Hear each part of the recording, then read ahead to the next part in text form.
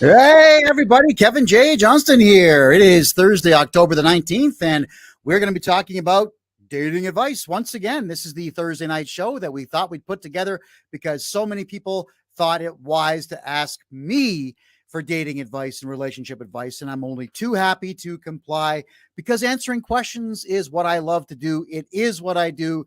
It's what I'll do forever. Don't forget, everybody, that you are absolutely welcome to send questions in. We're on Facebook, D Live, Rumble, and I don't know, Twitch, I think, some other stuff. We're all over the place. So anybody who wants to ask a question or be part of the show, shoot me a quick email, which is freedomreport.ca@gmail.com. In fact, that's the email address in the bottom right corner. You can send over your phone number if you want me to call, send over your email address, and I'll send you a link that you can come in, be on screen, and ask any and all questions that you have about dating advice and so on and so forth. Well, remember last week, everybody, how I asked all of you ladies out there if you wanted to get some advice on men to never go to women for that, go to men for that. Because ladies, whenever I want advice on how to handle a woman, especially one who's mad at me for I don't know what, we never know what, but I go to a woman to like ask how do I appease this? How do I stop this? If I go to guys and ask, you know what's going to happen. Get rid of the bitch, dump her. I don't need that nonsense. So I do not go to men for advice on how to handle women who are in some way, shape, or form upset with anything I've said or done, which I don't know, like seems to be all the time. I'm one of those guys that just can't quite figure out why. I think I'm doing my best, whatever it is, ladies. So let's talk about this. Melanie is going to be on in about 10 minutes time, maybe even less. And Melanie and I are going to go through first date questions that you should ask a man on a first date with a man if you are a woman, written by a man. Yeah, because I thought about what I would want to be asked if I was going to be asked anything on a first date. And nothing that we talked about last week that was in a woman's magazine written by a woman is anything I'd want to hear coming out of any woman's mouth on a first date. But first, before Melanie gets here, ladies, I got to clear some legends up, some things. We gotta really clarify for you lovely, lovely, beautiful women out there that you're still going to other women for advice, and you think that men think like you, and we do not. So a lot of ladies out there are actually avoiding the dating game deliberately because you have ideas in your head about what we think and what we want, and you're wrong. So let's clear and I'm not insulting you, by the way. It's okay to be wrong because you're here to learn. That's what this is all about. So 10 things women think men are looking for in women. I'm going to tell you what it is that you lovely ladies think. Then I'm going to tell you the truth. Let's start. Number 1, money. A lot of you ladies out there think that you have to have lots and lots and lots and lots of money in the bank and earn lots of money every week, or else we men will not be interested in you. Nothing could be further from the truth. How many times have you heard the statement that women date sideways and up and men date backwards and down? All right, what that means is men are okay with being the breadwinners, the wage earners. We're okay doing all of the hard work out there to make sure that we are the ones earning for you because Mother Nature dictates that to be the case. And that biology is not going to change anytime soon. So no, I'm just happy to know that a woman can pay her rent and feed herself. That's pretty much as far as it goes for me. You don't have to be rich. You don't have to have massive inheritances coming down the pike. None of that's my business, really. I want to be involved with someone who can pay their bills because that person is going to be able to converse with me because they're not stressing out about not paying their bills. But you certainly do not have to be a millionaire. You just do not. And for the average man, they feel exactly the same way. So it's not that men want to come in there and start giving you cash for your life. They just don't need you to be rich to be happy. So that's number 1. And I really don't know where that came from. But number 2 is many of you out there, you all believe that you've got to be the greatest, the most beautiful woman in the room, the most beautiful on the street, mirror, mirror on the wall, blah, blah, blah, fairest one of them all. Well, no, No, you don't. You don't have to be a runway model. And the average guy doesn't want that anyway. What an average guy is looking for is a woman that he finds attractive. It doesn't matter what society says. It matters what he thinks. So if you are indeed a woman that he finds attractive, you're going to be just fine. All right. So you don't have to go and blow $900 on nails and $750 on hair and whatever you gals spend on these crazy things that most likely we're not going to pay attention to anyway. I mean, I learned, I guess, after, I don't know, 7 or 8 girlfriends, that you have to every single day. It's a stupid thing that we got to do. Shoes, nails, hair. If there's new shoes, you got to say, I love your shoes. I don't give a crap about your shoes. No man does, but we got to say it. Nails. I don't care what color your nails are. Look at mine. I've never painted my nails except for Halloween costumes. All right? Who cares about your nail? You do. And if we want to get laid as men, we have to look. Okay, nails. All right, same as yesterday. Don't have to compliment nails. And then hair. We love it when you tease your hair up, but I despise the idea that you're going to race out and blow a ton of money, 5 to 8 times the amount of money I spend on a haircut to get your hair done. And then you're going to stand there like this, waiting, thinking, what's the matter with her? Is she holding a golf ball in her ass? That's what men are going to think. But nope, you got to pay attention. Like, oh, she got her hair done. I love your hair. You look fantastic. It's an act. It's a game. But ladies, you don't have to do these things because we don't care. Hopefully that clears that up. Now, the whole thing of women believe that they have to be fixers. Right? This is point number 3. Fixers. You don't need to be auto mechanics. You don't need to be helicopter mechanics.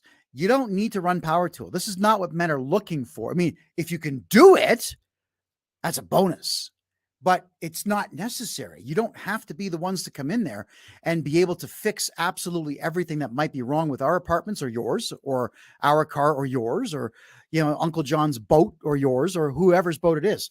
We're not looking for women to fix our stuff. Men mostly are looking for a gal to spend time with him, who respects him, makes him feel good about himself, and of course is good in bed. I mean, that's men. But you don't need to be a fixer. So to recap the first 3, you don't got to be rich. You just don't. You don't need to blow a ton of money on these hair care products and these things at salons to get our attention. If we're attracted to you, you've already got it. And you don't need to fix anything of ours up, unless, of course, you really, really want to, and you've got the skill set to do so, in which case, have at her. But it's not what I put in my dating profile. I'm not looking for a fixer, looking for a partner. All right, there we go. Now, this other one, I think this is number 4. I think the feminists cooked this one up. I really don't think that the average lady out there ever decided for herself that this is what she wanted, or that men wanted in her. Physical strength. Like, why would I need to be involved with a woman who's stronger than I am? First off, it's not going to be possible. I'm an immensely strong guy. And there are a lot of guys out there, especially ones who are in construction or the trades for a living. They're incredibly strong guys. We don't need our women to be able to pick up 500 pounds or 9,000 pounds or even 190 pounds and carry it around. You just don't. And I get the fact, ladies, you're just not built for it, which is fine. We are. So you want something heavy moved, ask us. We'll do it.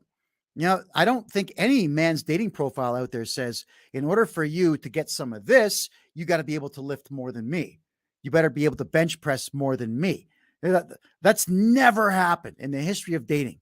I can't imagine it ever having happened. God, absolutely not. All right.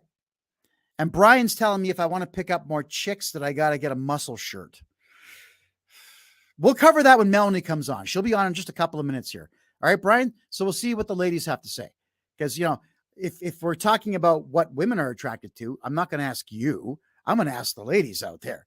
Number 5, hobbies. A lot of women out there believe that they have to have a ton of hobbies, or your hobbies have to match up or line up exactly with his hobbies. And that's not true. As men, we're happy that you have something that you like to do. That's something to occupy your time, because there are times that men, we just don't want to see you.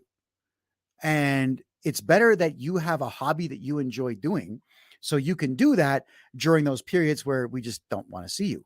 All right. So, and it's not that we don't love you. It's a matter of you just need a freaking break sometimes. So if you've got a hobby, great.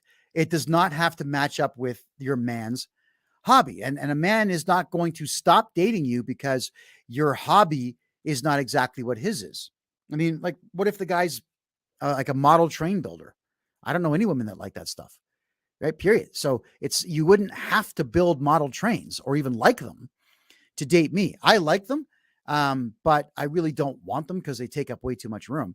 Nonetheless, if you were to come to me saying that you are a fan of that, I mean, we're going to have just a little bit more in common, but it's not necessary at all. If you don't like football or hockey and he does, no one's saying that you have to go to the games. You don't have to watch the games. He's not going to hate you for it. He's not going to break up with you because you don't like football. If you want to spend time with him, grab a couple of beers and sit with him. You don't have to sit for the whole game. Give him 5 minutes of your time watching the game and just say, ooh, like, was that a field goal? Was that a touchdown? Maybe take an interest in the rules, but you don't have to, is my point. So a lot of you ladies sabotage yourselves in this dating and relationship game out there, believing that you know what's in our minds. And this is to clarify that you don't, but you will shortly. All right, here we go. Height. This one, wow, this one comes up all of the time. It's amazing, ladies, how when you just meet a guy, that all of you have already prejudged what you think he's looking at. If you are 5 feet tall and you're awesome, so what? It doesn't matter. No, the average, even a 6 foot tall guy is not going to look at a 5 foot tall woman he's attracted to and that he likes and say, yeah, too short, get lost. It's the women who say to men that you're too short, but it's not the guys that are saying that. And look, I have dated chicks that are over 6 feet tall. And yeah, it looks a little ridiculous, but it doesn't matter. It's palatable. At the time when I was dating them, the relationship was actually okay. So it's immaterial that she has 6 inches of height on me, and absolutely immaterial that she might be 6 inches shorter than me. Why do you ladies think that you know what we want? You don't. But now we're going to get some commentary because Melanie heard what I just said. Welcome back. Looking great as always. Well, thanks. All right. So you heard point number 5 there, Melanie, and I want to get your take on that. Why is it that women think, point number 6. Why is it that you women think that you know what we want and you haven't even asked us what we want? It's in your heads. I don't get it. Where does this crap come from? You're up. Well, I think it comes from too much internet. If I'm being honest, stop reading trashy women's blogs. And I think it's wise to say, go to the source. Yeah, I can't even give you a better answer than that. Yes. I mean, standing 5'6" myself, I would prefer my women to be shorter than me, not by much, but just a bit. But if some drop dead, gorgeous knockout that's got everything I ever wanted is 6'1", so be it. You'd be like, sorry, tall guys, I got her, you don't. Piss off. All right. So yeah, as men, we really don't look at that. It's not a deciding factor for us, but women think that it is, because I know that for women, it's a deciding factor. That's what I was going to say. I think that's why they think it's important, because for us, sometimes height is important. Yes, and I get asked that all the time.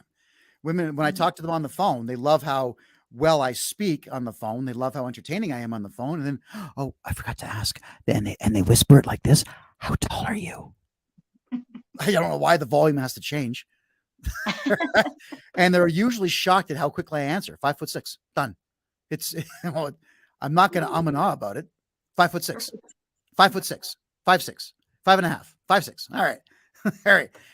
Number 7, ladies, a lot of you women out there who are wanting to get in the dating game or getting back into it or whatnot, you honestly think that we men care about your social standing. You think that we care. We're men. We don't care. So it doesn't matter if you're not famous. It doesn't matter if you're not a politician. It doesn't matter that you have absolutely no political influence or societal influence out there. We don't care. It doesn't matter what point in your career that you're in. It doesn't matter to us if everybody respects you at work or not. It certainly doesn't matter what education level that you have that might be superior to everybody else. That's irrelevant. Again, this is men we're talking about, ladies.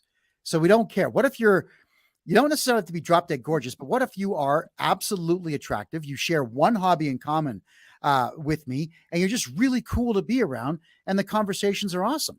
Who gives a crap about your social standing? I don't care what people think about me, and I'm a public figure.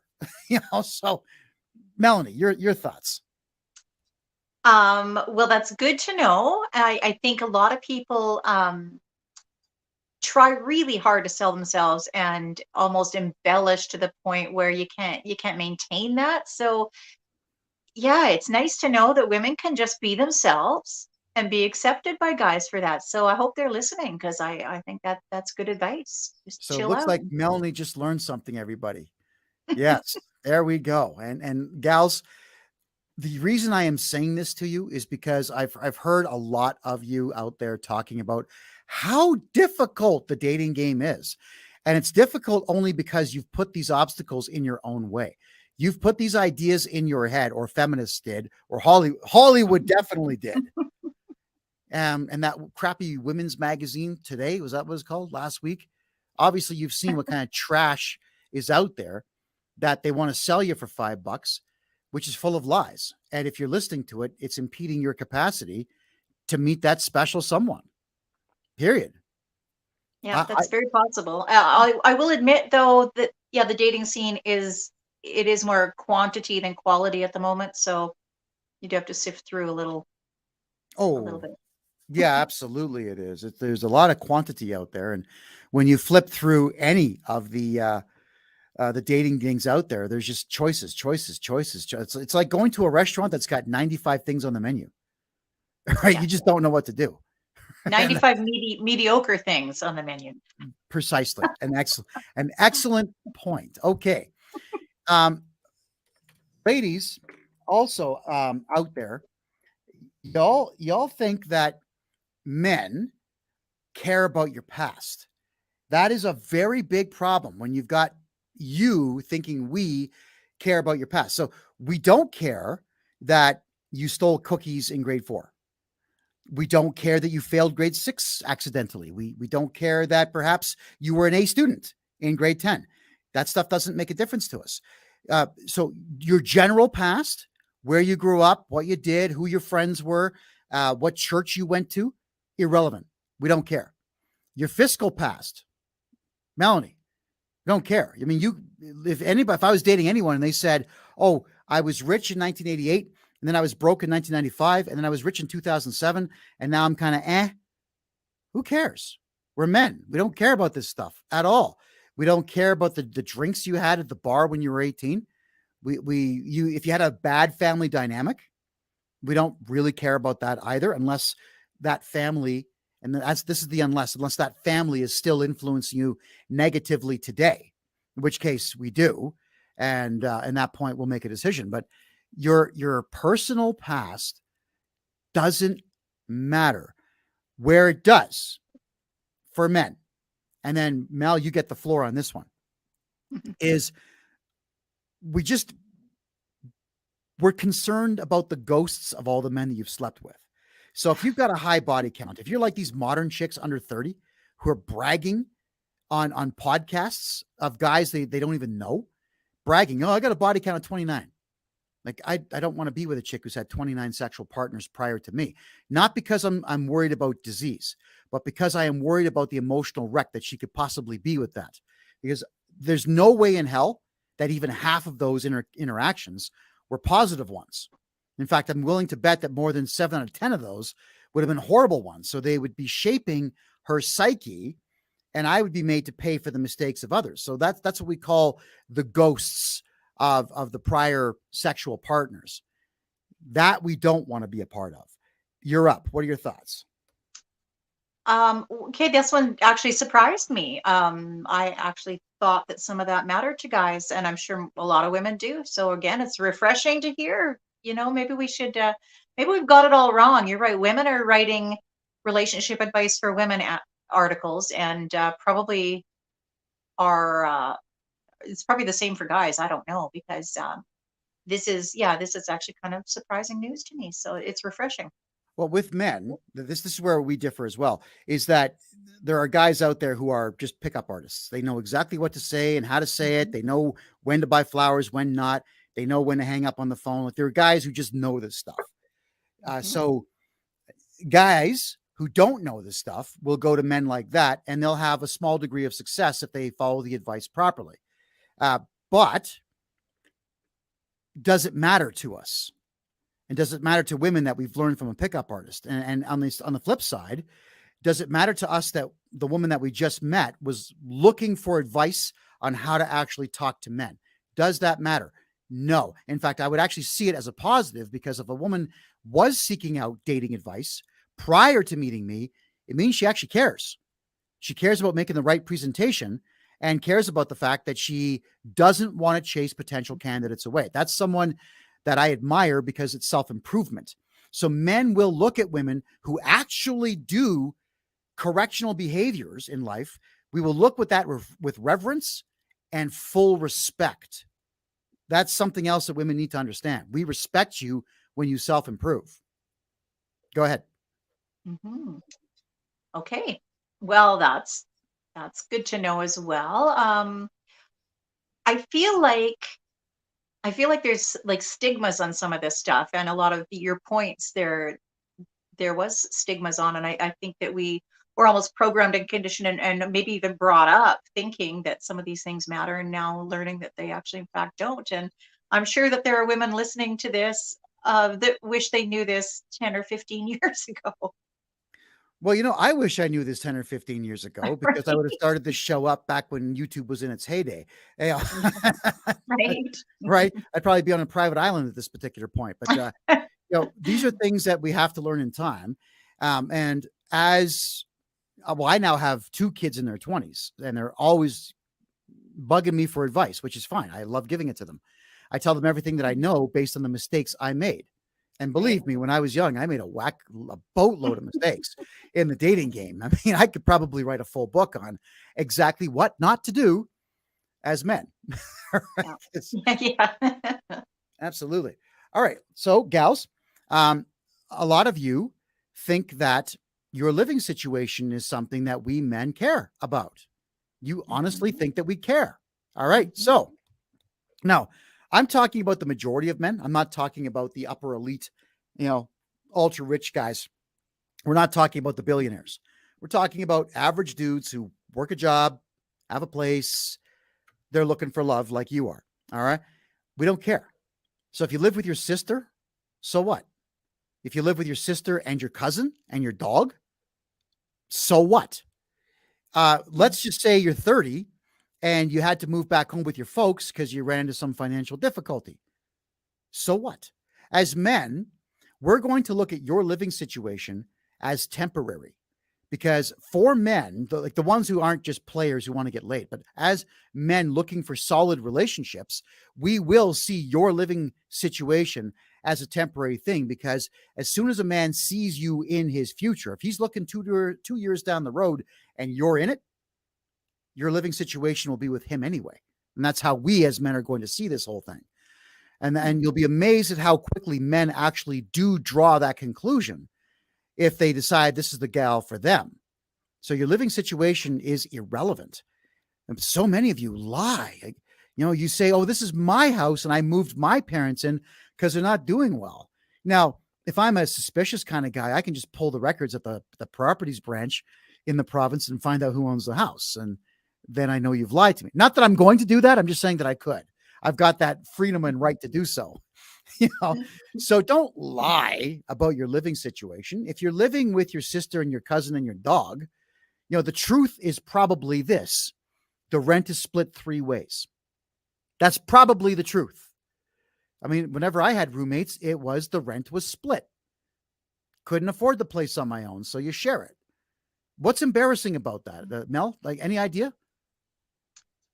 Oh boy. Well, I think that sometimes women feel like it would come across as if they didn't have all their ducks in a row, or if they're weren't able to support themselves. And nowadays, there is it, it's the feminist movement, though. It comes from the feminist movement, and it's trying to ingrain into women this concept that we need to contribute equally and we need to keep up with the men. And it's nice to hear that that's not the case, because I think some women set that standard on themselves because of that.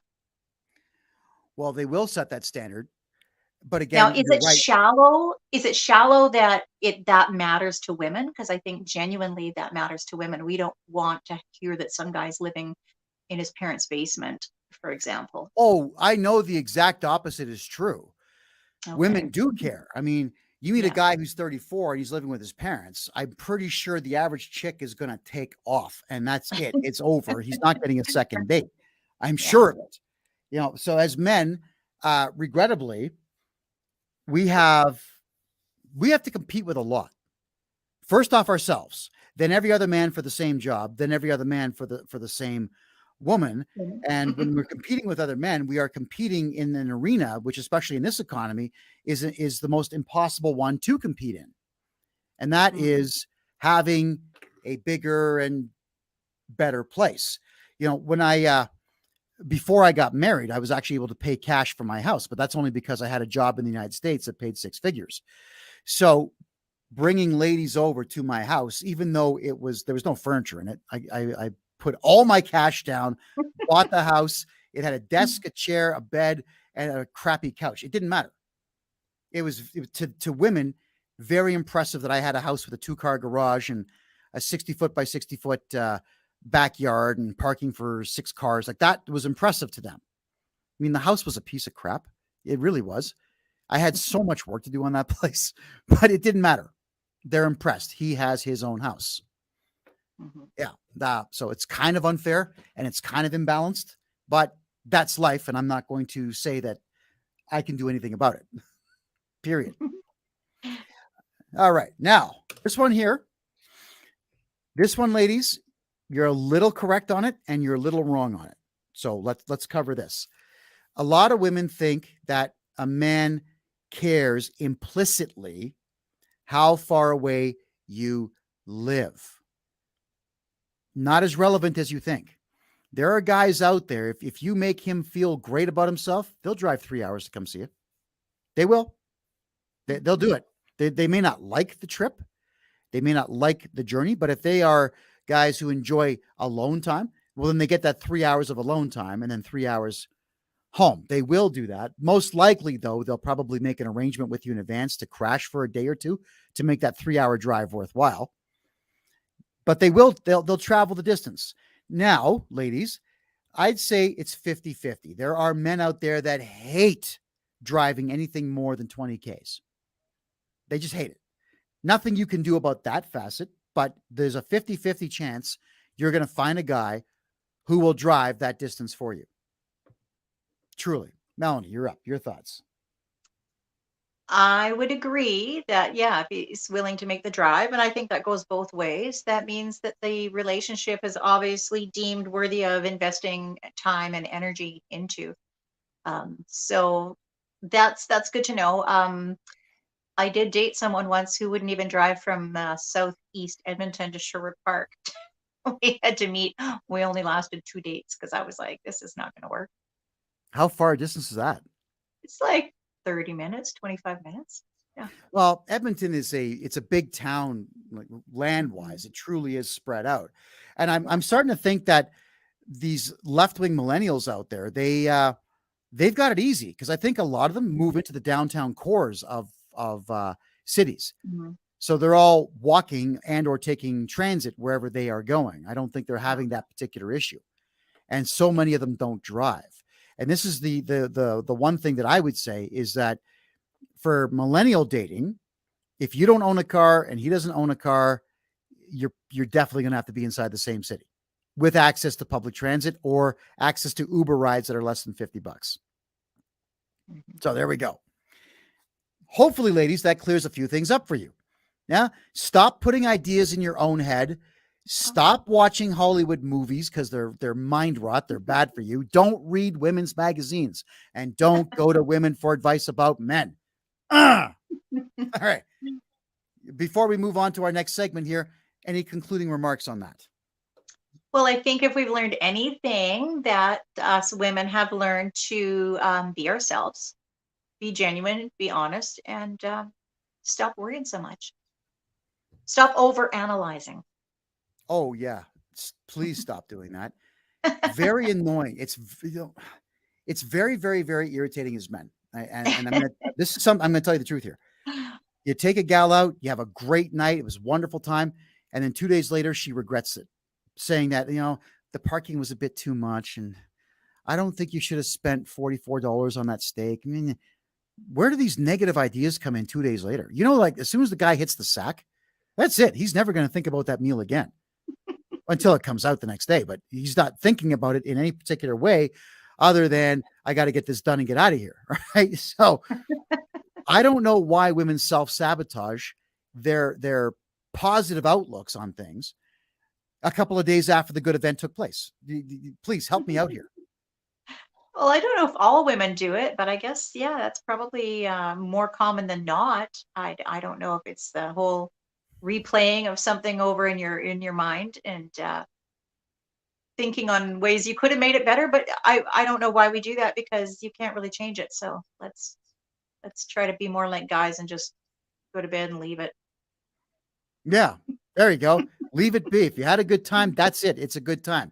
Believe me, he's not thinking about it afterwards. There is one thing that men do love, though, ladies. If he's showing you a good time, he's not doing it for thank yous. But if you turn around and say thank you, and he says, for what? Tell him for what? Detail it. Okay. Thank you. For what? That's how I'll look at it. What did I do that I'm getting thanked for? Thank you for dinner. Thank you for the ride. Thank you for the walk on the beach. I had a lovely night. All right. That's it. But be articulate. Don't say thank you and then leave the room. Is she talking to me or is she on the phone? Right? That's how we're going to see it. Articulate. Look them in the eye and articulate. Perfect. So if you all remember, everybody, last week we heard awful first date questions. They were horrible. God. And I mean it. If some woman had asked me those questions on a first date, I would have just been polite and said, look, this ain't working for me. I got to go. All right. And I would pay the bill and I would politely leave. I would say thank you. I wouldn't be rude about it. But that's not the type of crap that I want to talk about. I am a man. I am not a woman. You cannot talk to me as if I am a woman. You will fail miserably. If you are failing with your man or men in general, it's because you're talking to them like they are women, and they are not. And their brains are never going to change for it. They're never going to get it. They don't speak hint. We can't do it. All right. It's not, Mel, it's just not possible. Okay. All right. So here's first date questions that I wrote. That'll work incredibly well. And the order is important here. I've separated them by kind of a genre. All right. And you'll find out why in a second. So after you guys sit down at the table and the waiter's giving you your butter for bread that's not there yet and filled your glass and taking your drink order, now it's time to start talking. Ladies, if he's a big mouth like me, he'll initiate the conversation, roll with it. But if he's not a big mouth like me, somewhat introverted or beta cucky or whatever we call it, here we go. Mel, here's your first one. Ready? And I want you to repeat this. Are you a sports guy? Smile. Go on. Let's hear you say it. Okay. Are you a sports guy? You're damn right I am. Hockey, soccer, lacrosse, boxing, rock climb. Which one's your favorite? Boom. You see that? I just asked you a question in return. Okay. Yeah. But if I say yes, and I'm slow or dim-witted or shy, and I stop after say yes, your next question would be, what is your favorite sport? Because that can lead to a whole bunch of things. Go on. Ask me, what's my favorite sport? What's your favorite sport? Hands down, hockey. Hockey. You know why? Because it's not just a sport. First off, it's something that you can die playing. But secondly, it's also like a chess match. It's a war. Let me tell you about the time I was coaching back in 1997. Boom. You're going to get a story out of it, right? You weren't expecting a story out of it, but two simple questions potentially have now led to 5 to 10 minutes of conversation because you're making the conversation about him. And once a guy catches himself speaking too much, he will stop and say, I'm sorry, I've been talking too long. Tell me something about your mom. He'll throw something at you. Get him talking. All right. So now that we've determined that hockey's my favorite sport, your next question, Mel. Did you play it as a kid? Did you play it as a kid? I did. My old man put me on skates when I was 3, and I scored my first goal when I was 5. I've been playing the game ever since, except recently because men have become weak, and when you body check them, they cry. Story. There you go. You see, you're laughing. You're laughing on our first date. Check it out. All right. There you go. Your next question. Do you play it now? Go on. Yeah. Do you play it now? No, I don't. I gave up playing hockey because it's $1,200 for a season, and you only get to skate 2 or 3 shifts per period. And some idiot on your team gets a penalty. Guess what happens? I got to sit and wait for him to get out of the box before I go on the ice. No. I'll go jogging instead. It's a better workout. There you go. And you're kind of smiling, so we're bantering. All of a sudden, because you've ignored the women's magazine, the date is a little more successful. All right. Now, let's imagine there's a sport or physical activity you like. Do you like, brackets, insert sport or event here? Now go on. Now it's your turn. Do you like golf? I do like golf. And do you know why I like golf? It's the most retarded thing on the planet. You're playing this game on a patch of land where you could put a neighborhood that would house 2.5 million people, perhaps more, and you load it up with chemicals so that some idiot can smash a ball that big with a stick, lose it, find it, and instead of going home, smash it again. But I'm addicted to it. I love it. It's dumb, but I can't help myself. Do you want to play? You're laughing all of a sudden. So now we've got some banter going here. All right. Now, what you could do at this point, Melanie, is you can try to draw the conversation from golf into something that interests you that still has a bit of physicality to it. You're up. Oh, don't you dare say Oh, no, don't you do that. Well, you kind of caught me off guard here. I got to think about it. Let's see. What about have you ever tried something like luge or bobsledding? I have tried bobsledding once. It cost me $55 to go down the bobsled run, and I almost crapped my pants. It was totally worth it. Because that's something I've always wanted to try, and I always thought that I'd probably crap my pants too. But when you enter the turns, as soon as the bobsled enters the turns, the G forces go from 0 to 5. It's unbelievable. Your teeth sink into your chest. Again, worth every penny. We should go sometime. We should go sometime. Ta-da! Yeah. Right? Now we're planning a second date, and we're only 5 minutes in. So, ladies, like I said, advice: take it from men, specifically me. All right, next. All right, so we've gotten through that, and there's probably been some sipping, like this, and there might have been some spreading of bread and ripping it apart, and there might have been a couple of callings of the waiter over. So this little bit here, which is one question with 3 sub-questions, followed by a second kind of question with subcategory below that. You've already burned up like 10, 15 minutes. Just like that. And that's nothing. We're not into the deep stuff yet, and we're getting there. So this is our mock date, everybody. Melanie's too hot for me, and she's got some guy on the side, so don't worry about it. We're not actually dating here, but we're going through this for you. All right. Let's see here. Next one. So are you a movies guy? Let me hear it. So are you a movies guy? Absolutely. more so than I should be. Do you know, I used to write movie reviews for not one, but two different magazines. I've seen more movies than I should have. And as much as I love modern sci-fi stuff, I still love the 80s. The 80s were the best time for movies. All right. Now, as I'm speaking, you got to hit me with what's your favorite movie or what's your favorite genre. You've got to hit me when I'm in the middle of that sentence. Go. Okay. Yeah, I was already thinking that actually. So, what's Mhm. your favorite movie? Dark City. Because I didn't know what was going on. It made no sense. And when it finally was presented to me, I went, oh, cool.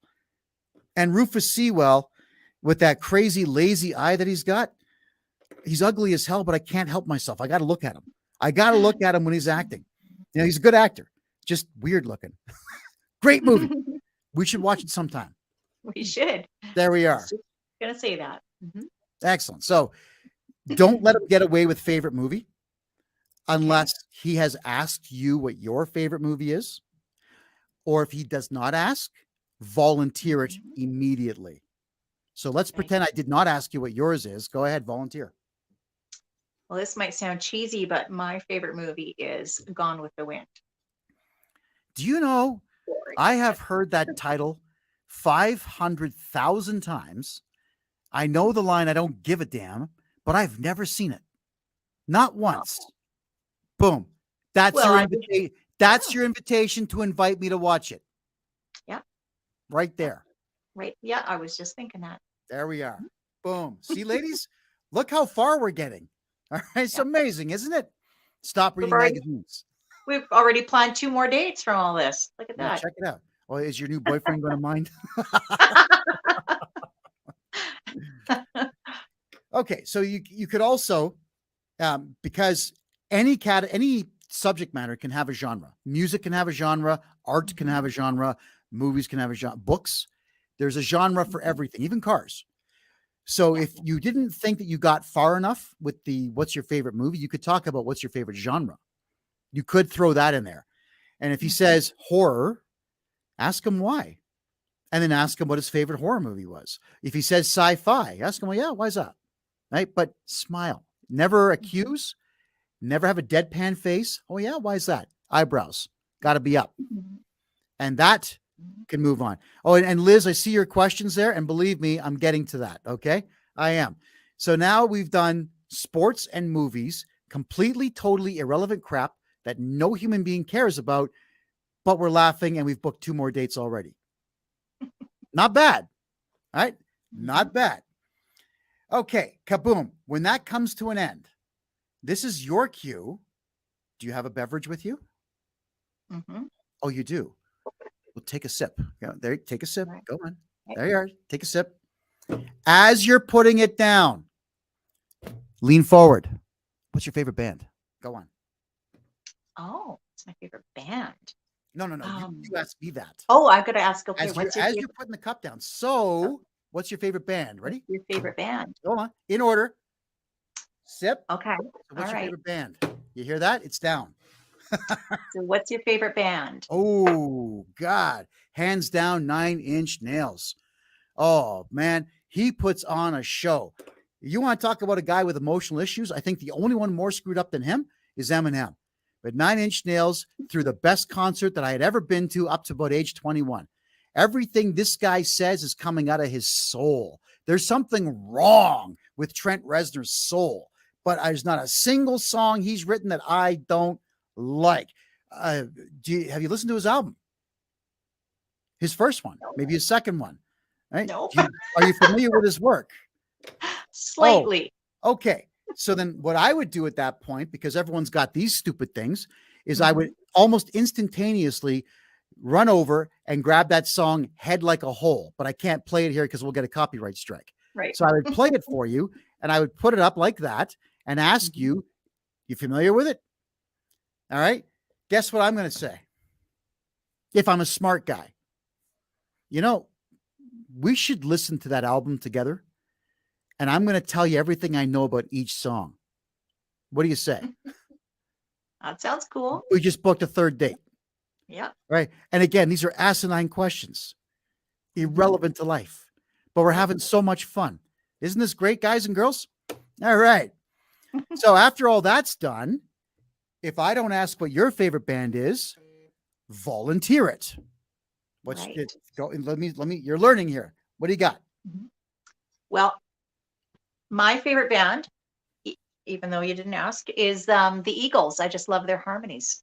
Don't you dare say, even though you didn't ask. Don't you ever say I that. know. Oh my God, don't say that. Or you could follow that up with something like, "What do you think of the Eagles?" They happen to be one of my favorites. Oh, classic rock, absolutely. Do you know, I was actually at the Eagles concert in New York City when they decided to get back together. Nice. Yeah, and Don Henley came out and said, for the record, we didn't break up. We just took a really long vacation. Yeah. And now, if I'm a smart guy, I'm going to say, well, what's your favorite Eagles song? Oh, that's a yeah, good question. Boy, I'm gonna say Hotel California. And at that point, what should you do? What should I You do? should ask What's me what your my favorite Eagles song I is. was just getting there. What's your favorite Eagle song? Get over it. I love that one. You know why? It's hard hitting, and I love that one line. I'm going to find your inner child and kick its little ass. What an amazing line. It's all about grow up and be an adult. What a hard hitting, awesome tune that is. Just the best. Truly. All Mhm. right.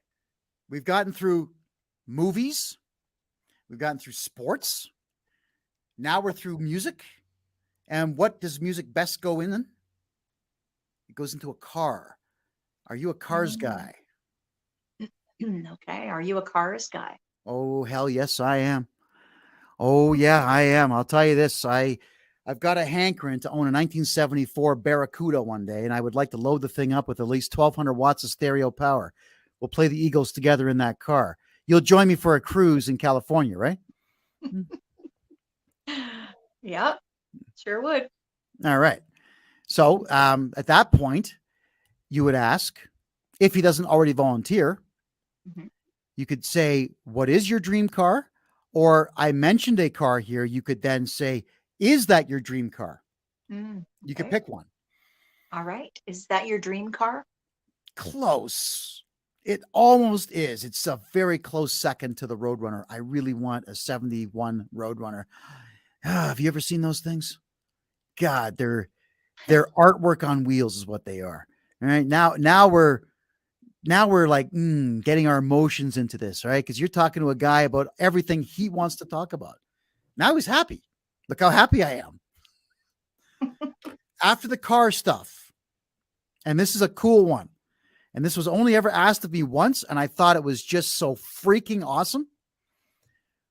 What does your dream house have in it? But Oh, say it seductively. You're a woman. You can do it. okay. What does your dream house have in it? Ooh, man, it's got a hot tub in the master bedroom. It's got a bearskin rug beside it. It's also got a fireplace on every floor. Has to have a 4-car garage. I mean, it must, right? I'm thinking probably hockey rink in the backyard. It's got to back onto a river or a lake or the ocean. Water. I like water. So at that, I'm also thinking maybe if that's going to be the case, I got to buy a boathouse too and a boat. But yeah, all of the above. For me, I'd love a 5,000 square foot place with a man cave like you wouldn't believe. Possibly even a sit down theater. Yeah. But bearskin rug in the bedroom. Yeah. Share something about what you like. That's what you got to do, but you got to find a way to really sneak it in there. As soon as he's done, sneak it in. Okay. Okay. Okay, so sneak it in. What do you want to ask me about Um, houses? Well, we're talking about dream houses here. okay. Well, I particularly would go for the ocean view over the river or lake view. Oh, why is that? The ocean always calls to me. What does that mean? I've heard that slogan before. Yeah, I think it just means that I'd rather be close to the ocean. I feel there's like a connected, it resonates with me. And I think that I would really like to spend almost all of my days in flip flops and not closed toed shoes. So if I win the lottery, there's no way in hell I could talk you into a riverfront property, but I should just come right out and buy you an oceanfront one. Is that what you're saying? Because I Pretty forgot to buy my lottery ticket earlier today. Okay, good. So we're laughing. We're talking about it's fantasy asinine caca, but it's there. All right. Now, at this particular point, these are base questions that only need to be asked if you didn't get anywhere with the first batch. These are what we call the throwaway questions. All right. We did pretty good there. And if this was a real date, we'd probably have burned up half an hour to 45 minutes with this stuff. But if you're not getting anywhere and the guy's a little introverted, almost every introverted guy out there likes Star Wars. So are you a Star Wars guy? Hit him with that. Okay. Why not? Another one, ladies, you can hit him with. Did you collect comics as a kid? You know, why not? But if you're going to ask these things, ladies, you should know a bit about the subject matter. So I don't know. I mean, I know that men, as soon as Star Wars or Star Trek or any of the sequels come out to anything, we're there. Like, first day. I don't know if women view that type of sci-fi genre in the same way that men do. So if you don't know who Luke Skywalker and Darth Vader is, then don't ask. But if you do, ask.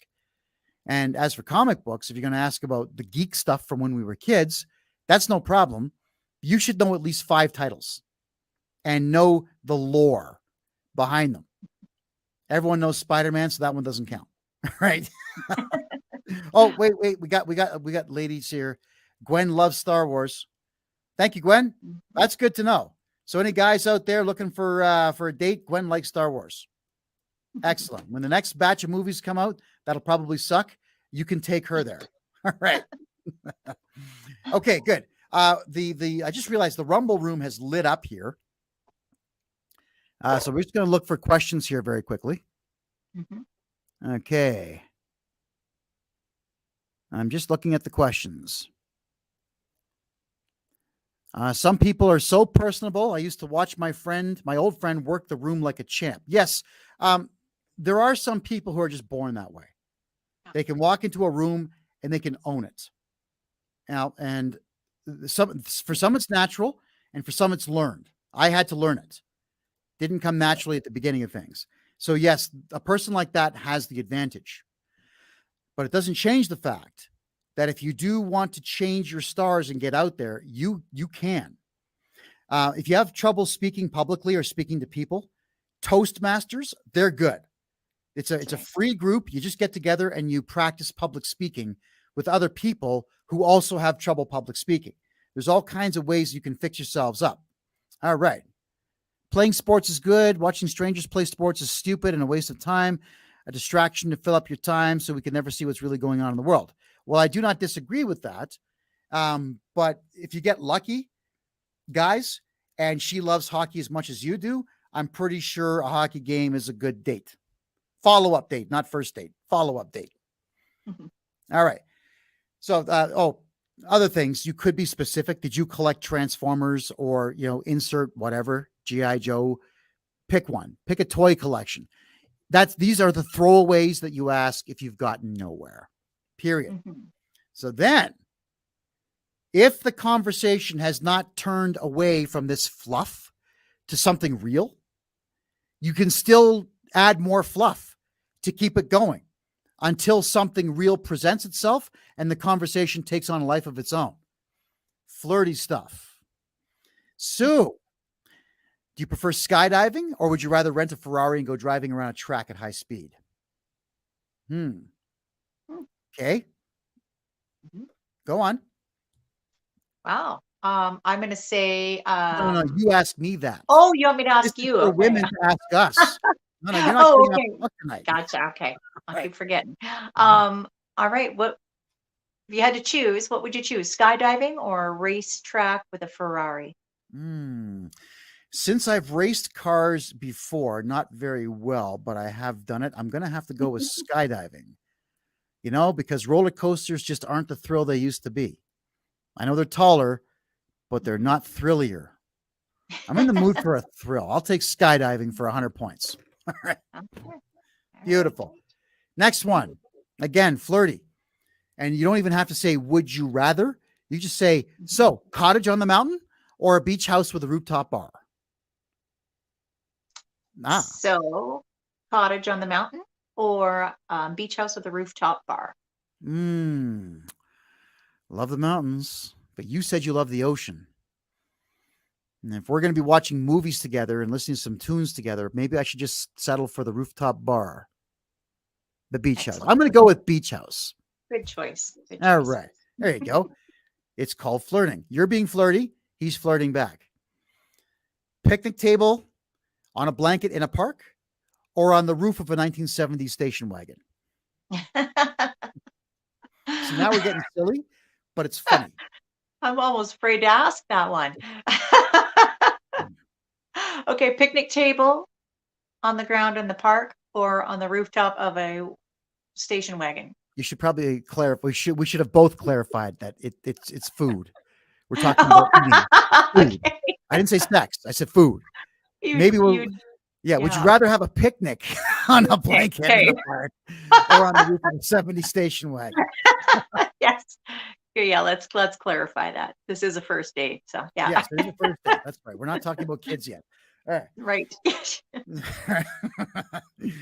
Well, I'm going to go with 70 station wagon because all those cars back then, not only could you sit on them and not dent them, but you and your friends, the neighborhood dog, and the elephant that escaped from the zoo could all sit on the same car and everything was copacetic.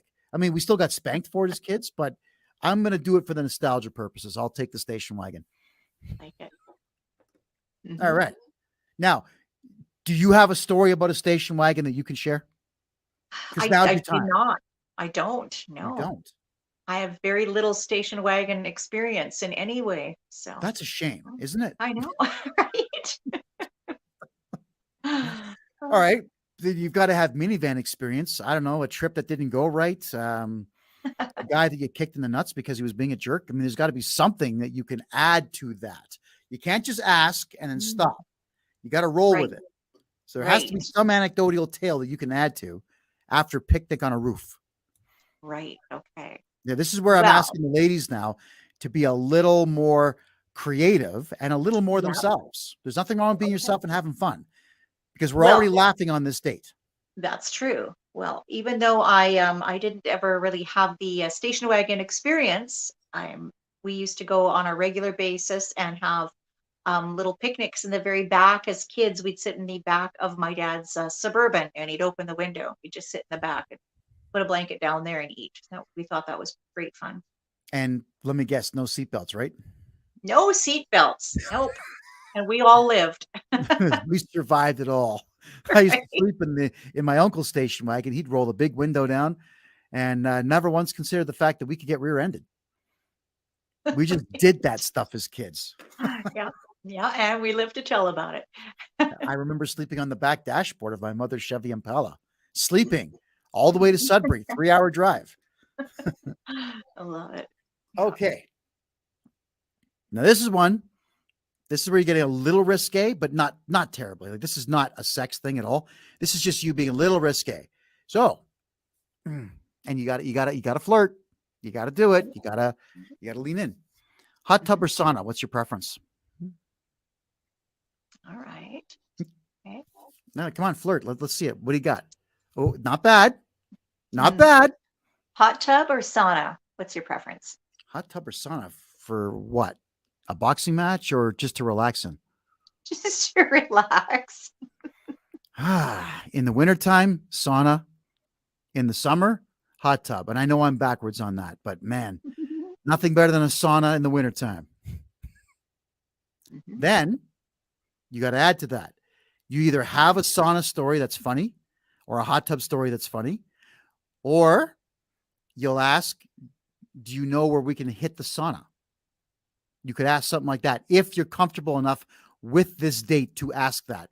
So you always got to keep rolling with these anecdotal questions are designed to keep you flowing in some way.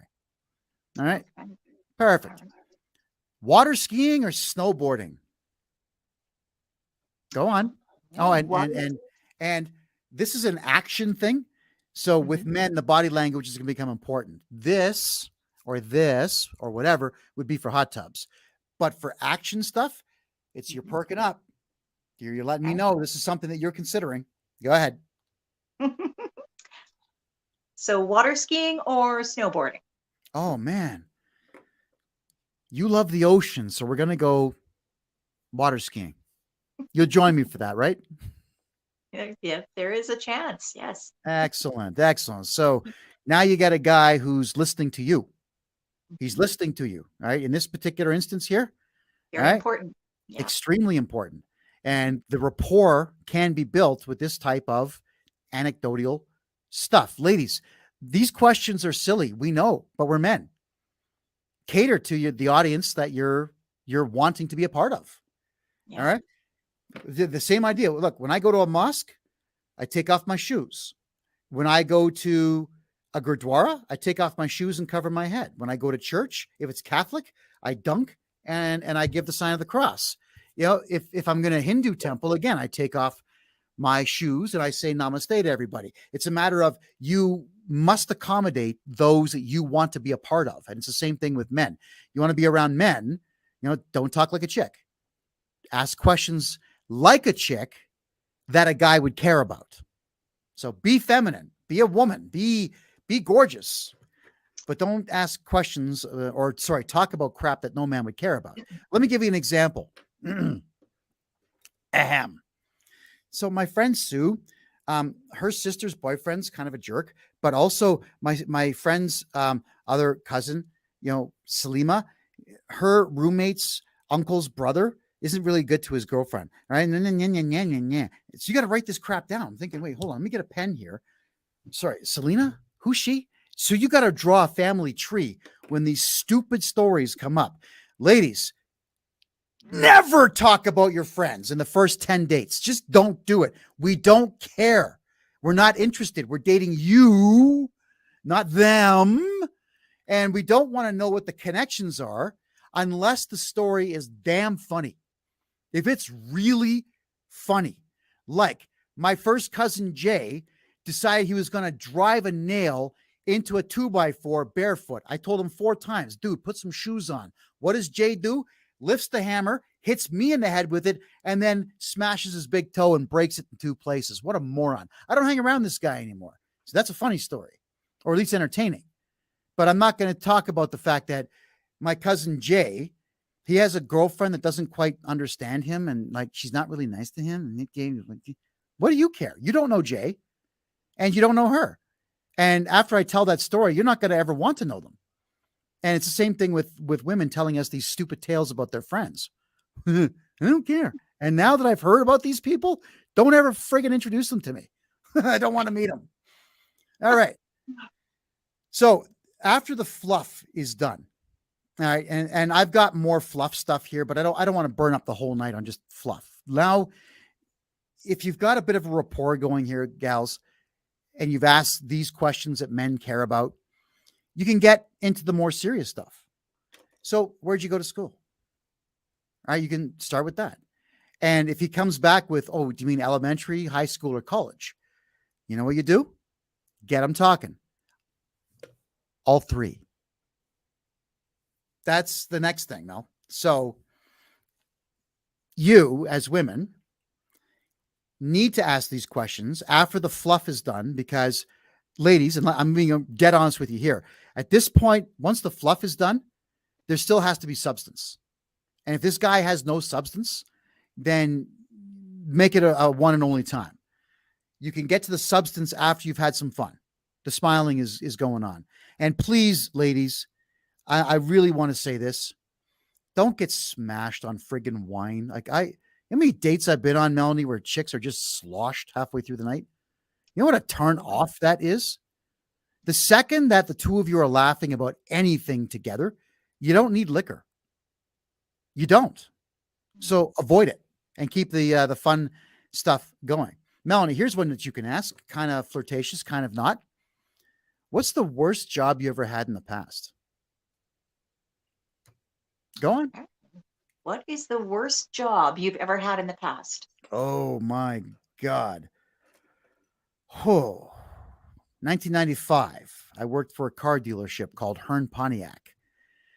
The owner was a cheap son of a bee, and the manager that he put in charge of my department, his bonus was based on how little money he spent to run the entire department. So there was 32 of us on payroll under his care, and he wouldn't do anything. He wouldn't fill the vending machine. He wouldn't get a styrofoam cups for the coffee machine. He wouldn't even buy coffee. This guy was so cheap that half the team quit on the same day. The job sucked.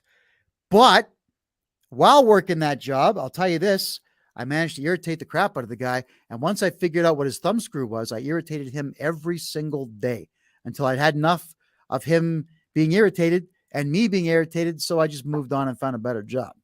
But that place was called Hearn Pontiac. If you ever wanted to buy a car and you somehow find a way to travel back to 1996, 95, 96, whatever it is, just avoid the place at all costs.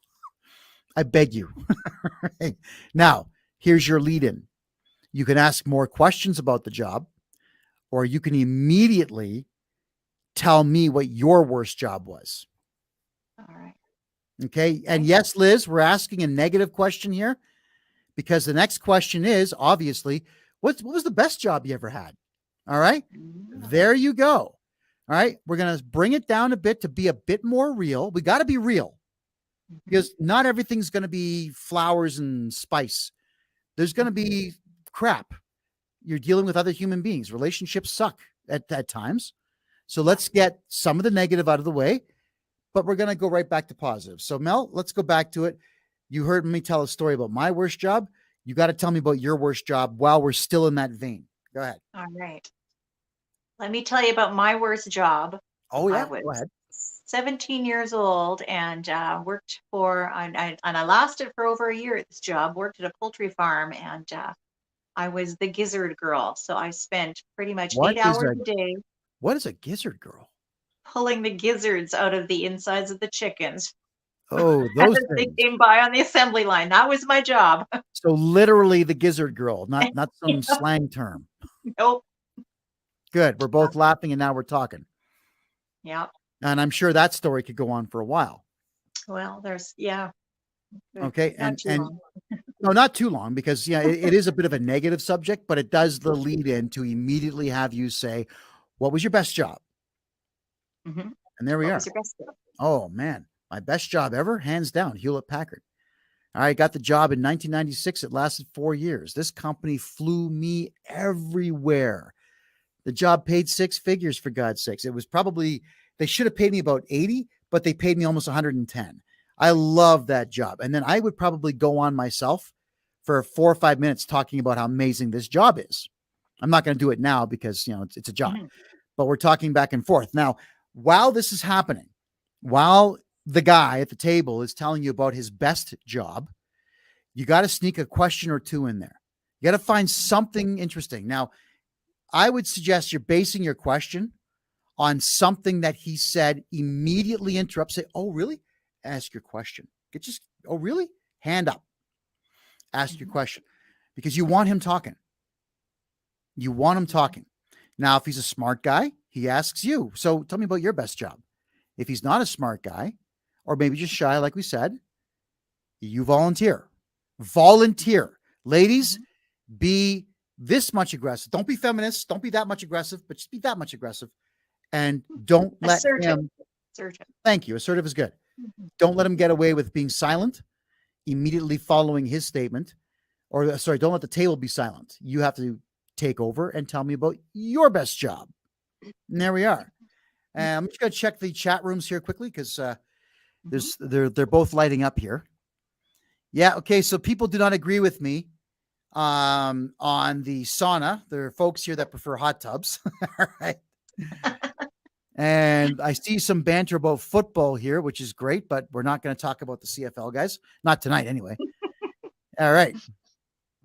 And Lisa Leto is talking about, Lisa says, hey, guys, I hope the guys in the chat room are paying attention.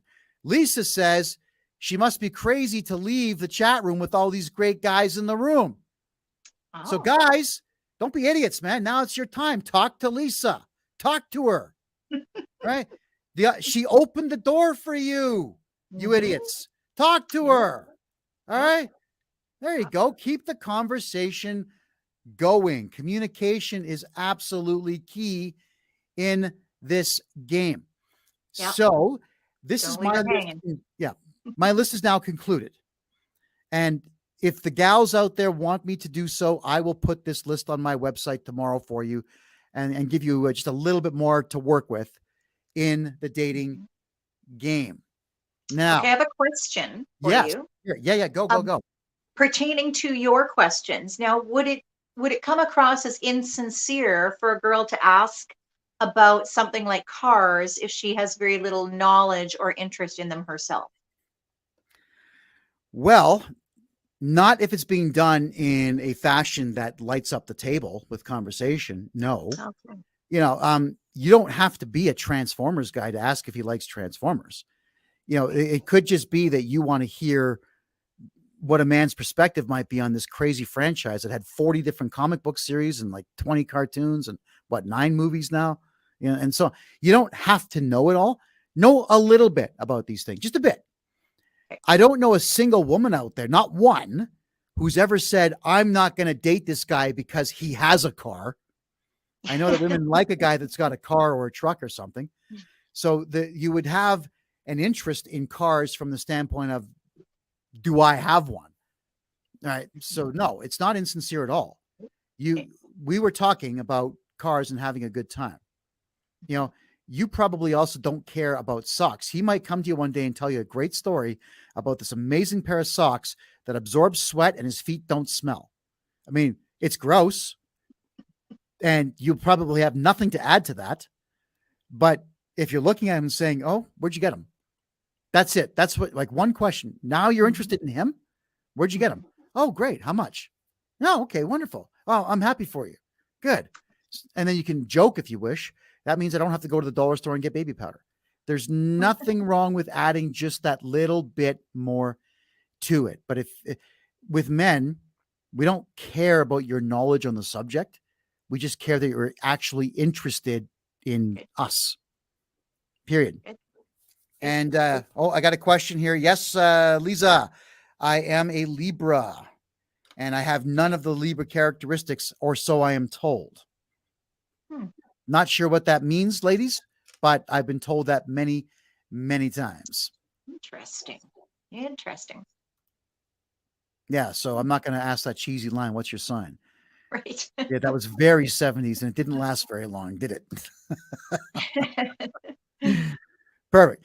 So, gals, with men, and this is something I now have a lot of experience with because I've been experimenting with this for quite some time, and that is these dating websites. Like, you ladies have got to have something to say. You gotta. There's a bunch of my friends, they'll come over here, they bring their laptops. I got a nice couch right over here, and I got a couple tables right over here, and they'll crack open the laptops and they'll read crap to me. Like, hey, guys, listen to this. Chick number 1 says, hey. Chick number 2 says, hi. Chick number 3 says, what's up? No. That's not how you get dates on dating apps. Ask a question. Introduce yourself. Hi, I'm Susan. Ask him a question. Now it's on him to reply. You don't have to be vulgar. No, you don't have to send nude pictures. Just ask a question, for God's sakes. Never mind this hi and hey shit. Pardon my French. It's junk.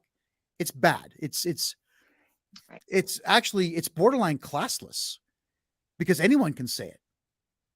Yeah, it's like a comedian that goes on stage and does nothing but pick his nose for 5 minutes. Anyone can do that. It's not special. It's not interesting. It's mundane. So I'm going to ask all the gals watching, please avoid mundanity at all costs. The greatest sin one human being can commit is being boring. So, Melanie, I want to get your take on what I just said. You're up. Oh, you just said a lot. I especially like the last line though. The greatest sin is to be boring. It's Christopher Hitchens said that, actually. Right? My favorite pretty author. amusing.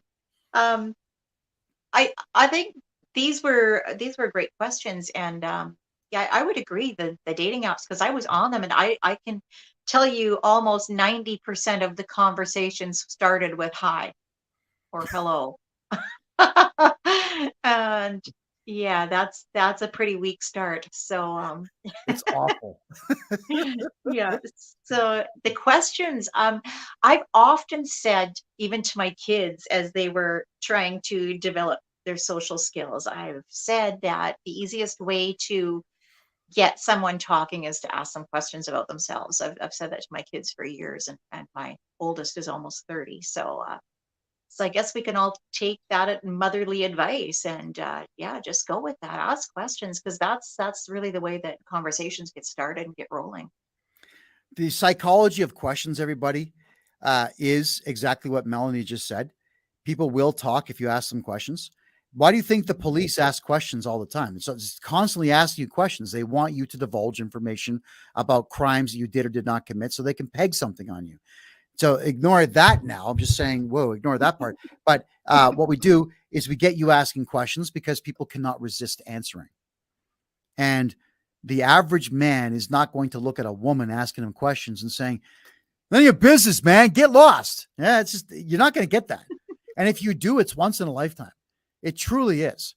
So why is it, Melanie, that women don't understand this and never have a repertoire of questions open to them? Go ahead. Wow. Um, that's a really good question. I think because we live, well, I think this comes to like the social conditioning again. We've all got our phones in our hands all the time. So I think that people have been really dumbed down as far as social skills go. If you were to ask a woman this 20 years ago, you'd probably have a different answer than you're getting from me today. But it's it is time to remember that and to ask questions. One of the easiest things to talk about is ourselves. So if someone's not asking us questions, ask them questions, because then they can talk about themselves. And it really does help to avoid the awkward silence. Yes, it does. And I know that not everybody's going to answer questions as diligently or bluntly as I do. You know, I did have one woman, it was really terrible. She asked me one day, so tell me about yourself. I said, all right, my name is Kevin J Johnston. I stand 5'6". I am 208 pounds. My body fat percentage is 21.5. I was educated informally and I listed all the education centers I went to. And I said, that's it. And I waited. I deliberately cut off right in the middle of what seemed like the addition to it. And she had no idea what to say. So not a very imaginative individual, somebody I'm sure that I would be bored with, you know, because when I cut the sentence off, she could have said, that's it. Like, don't let me stop you. You know, a confident woman would say, no, keep going. You're on a roll. Right. That's flirting. And that's like flirting personified. So keep going. Well, how would you recommend to women now that I've said my piece, and sometimes we know there's women out there that just won't listen to men. How do we get them to maybe listen to you and have you explain to them or re-explain what I have? Because men and women will explain things differently. And today, the reason I bring this up, Melanie, today I did a TikTok live and I was answering questions, like very serious political questions. And I had this slew of accusations about, number one, Kevin, you're full of yourself. And number two, you're very rude. I'm thinking, no, I'm not rude. I'm direct, and you're not used to that in society. I'm confident. You're not used to that in society. I'm passionate. You're not used to that in society. So that's the reason I bring that up, is that some women might perceive me explaining this as rude or mansplaining, whatever the hell that means, or otherwise. So please, by all means, pick it up from here. And you know what? You tell them if I'm right or wrong. Go. Let's hear it. Well, I'm going to say you're probably right, because you're telling us what guys would probably like to hear, and we're not guys. So I'm saying we should probably try this technique, ask some questions. Um, I think one mistake we as women make is sometimes divulging too much personal information up front, and you've been very clear that guys actually really don't care. So let's just leave that.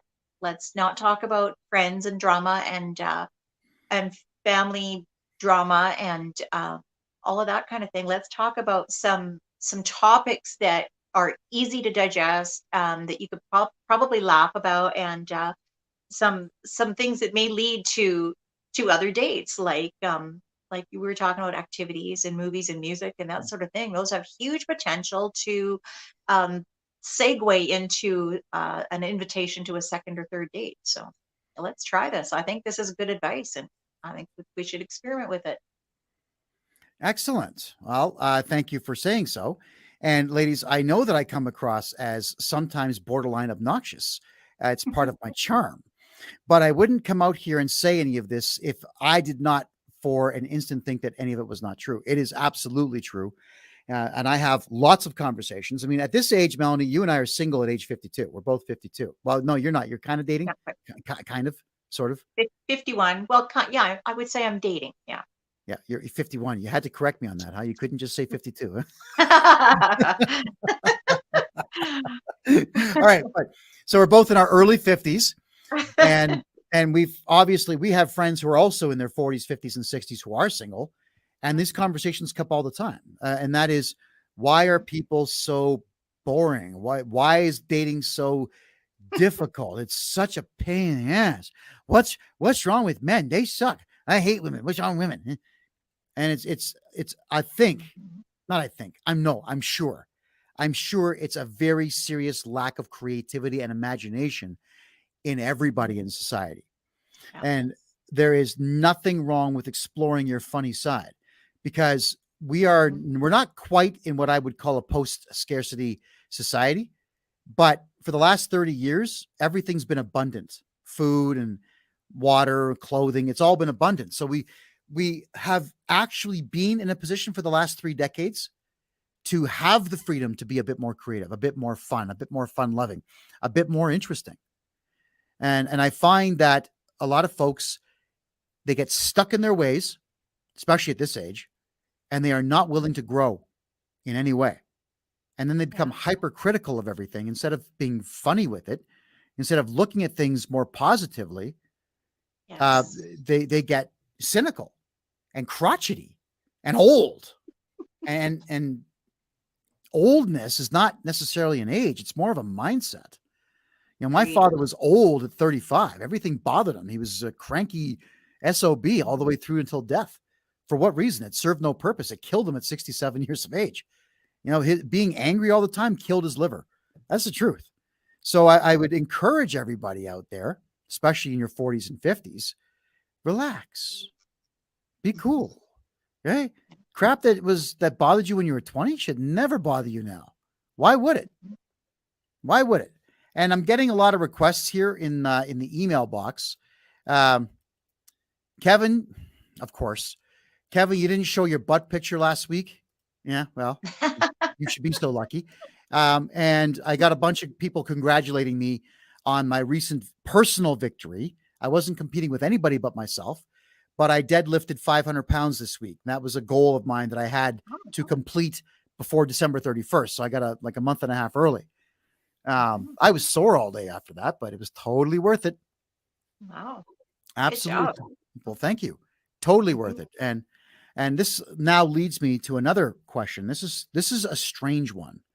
Do you remember, wasn't last week or the week before, I showed everybody a Reddit posting on a website called Reddit, reddit.com, where someone took a photograph of me from the dating site on Calgary. It was like a Calgary dating site that I just decided to start posting on. And it was an image of me holding up 340 pounds, I guess. And I wrote down that I deadlifted 425. And I realized, oh crap, that's the wrong picture.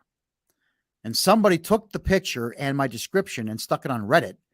And a whole whack of people, male and female, were just angry as hell about the fact that a guy who's 52 is first off single, like a lot of insults about that, but then hundreds of insults about the fact that a guy my age should not be lifting weights, male and female combined on that one. Now, what I'm wondering here, and could we get everybody in the chat rooms here to maybe light up on this one? Would anybody watching the show currently ever be angry with another human being for improving themselves? Like, I got to hear this. And Melanie, can you think of any reason why women would speak ill of a man working out? Let me hear this. There's got to be a reason. I think if you're bitter, jaded, and have low self-esteem, then potentially you could lash out at people just because. But other than those three reasons, I can't think of a logical reason why anyone should. Well, actually, I was going to say that's probably 100% correct. There's a lot of angry people out there. And I think the internet has just made them angrier. You know, Yeah. Twitter is still just an absolute ball of rage. It's 24 hours a day, 7,000 days a year of just rage. And I'm trying to figure out why it is that everybody is so upset with everybody else and dying to insult someone that they don't know. I feel like if you're that easily triggered, you probably should just shut your phone off and stay off the internet. Yeah. And you know what? I would also say just stay off the dating website so that decent people don't get hooked up with you. Right? Because that is absolutely brutal. How enraged some people really can get on the internet. And the dating profile, the dating threads and commentaries out there seem to get the worst of the worst. Like, there's more anger and vitriol in the dating chat threads than there are in the Israel-Palestine threads right now. Good grief. Yeah. Crazy world. I know. Like, dating is supposed to be fun. It's a pain in the ass. It is. Yes. It is a pain in the ass, but I don't know. When was the last time going on a date cost you your house or got you killed? Right? You can always walk away. True. Yeah. And really, if you're on a dating website and you have a couple of chit chats back and forth, and then you make the announcement that I think it's time that we move this conversation to the phone. And if you talk on the phone and there's no chemistry, well, then just say, well, listen, thank you for the conversation. I don't think I'm interested. You can just end it right there on the spot, but try, damn it. Try. I was never a Wayne Gretzky fan, but he was right when he said 100% of the shots you don't take don't go in.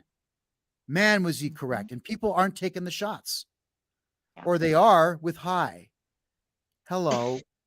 How are you? Hi. Hello. Yeah. They sound like parrots. Hello. Hello. You're not getting anywhere with that nonsense. Yeah. Absolutely not. I don't. Okay. I got a quick email here. David, if you have questions and you want to come in and ask Melanie something, by all means, send me your email address. I'll send you the link to come in and you can ask your questions. So anybody that's got questions and you want to come in here and ask them quickly, no swearing, please. But let me know and I'll email you over the link to come on in. And in the meantime, if you don't want to come in here, you can throw your questions in any of the chat rooms. We're watching all the Facebook pages tonight. We're watching DLive. We're watching Twitch. And, oh, God, we're even live on Twitter tonight. No way. Oh, check that out. Oh, we're live everywhere. So just go ahead and throw your questions in the room and we will. I have a question for the guys. And I know because as women, we pretty much have a pretty clear comprehension on the first date, whether we want that to go any further.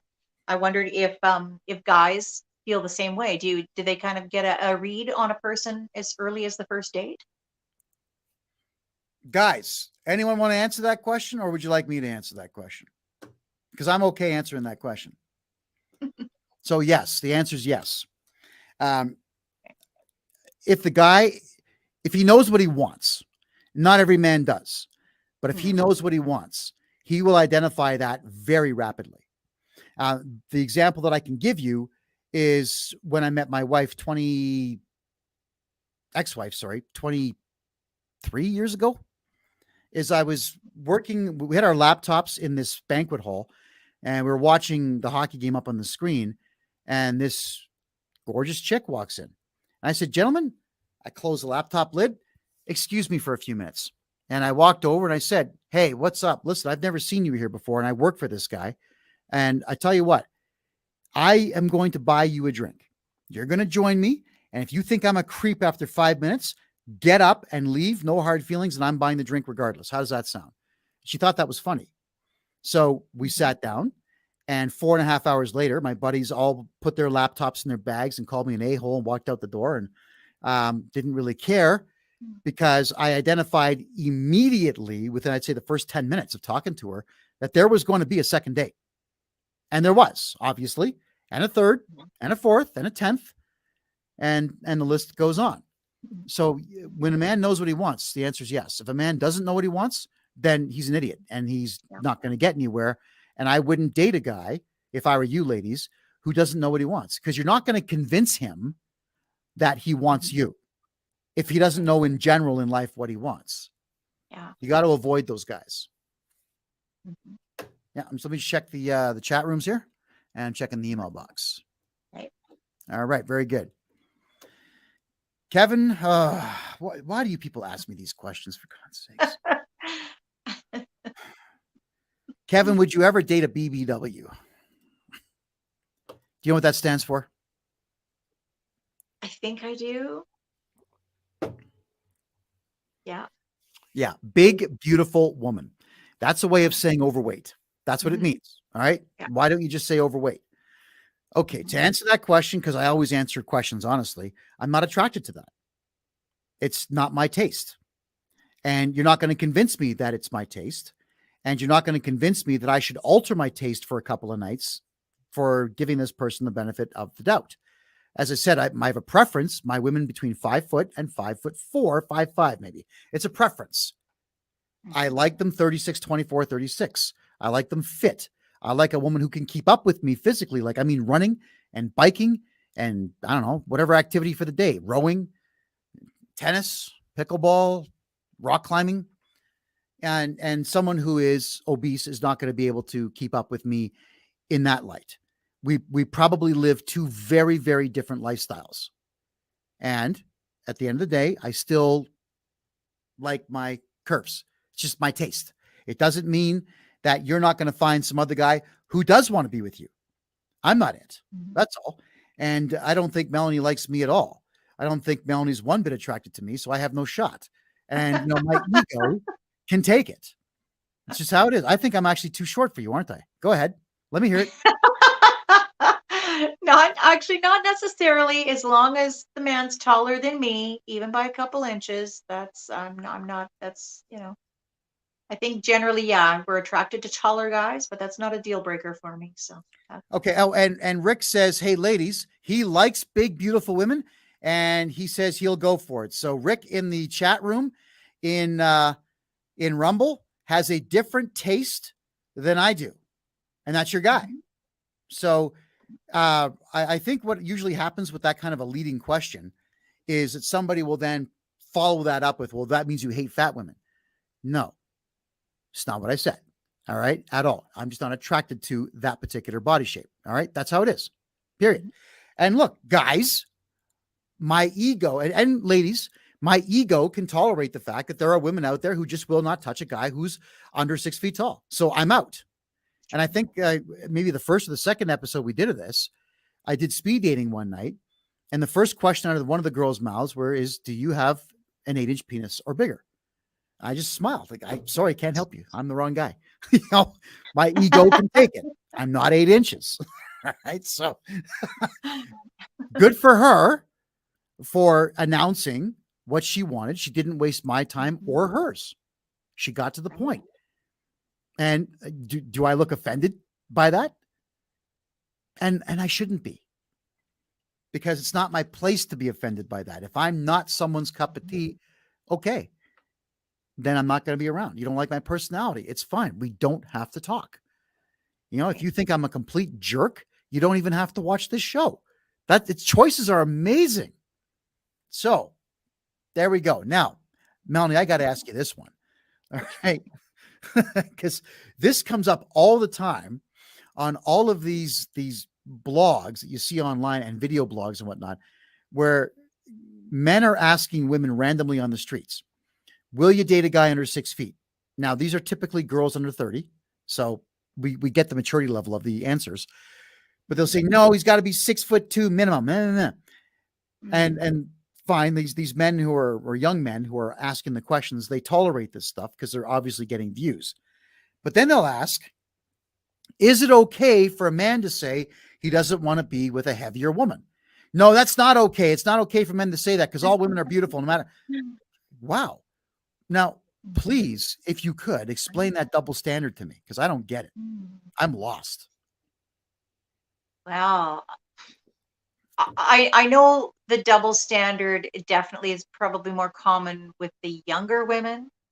I just find there's a whole different mindset. Honestly, I feel like 30 and under is a hopeless generation. I just I'm so glad that I don't fall into that category now because of all of the social media and just, I guess, all the crap they're just fed visually through that just leaves some really unrealistic expectations. And I just don't know how anyone in real life can match up to what most people are expecting and think that they're entitled to.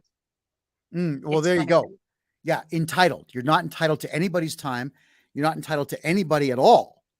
And there is a contingent of men out there. They're called incels, or society is calling them that, which is involuntary celibate, where they are just so socially inept that they can't talk to women.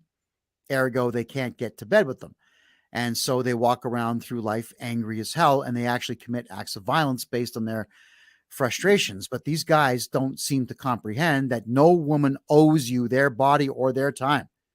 If you have nothing to offer, then you better find a way to have something to offer, as opposed to whining on Twitter. Do something about it. Period. Yeah.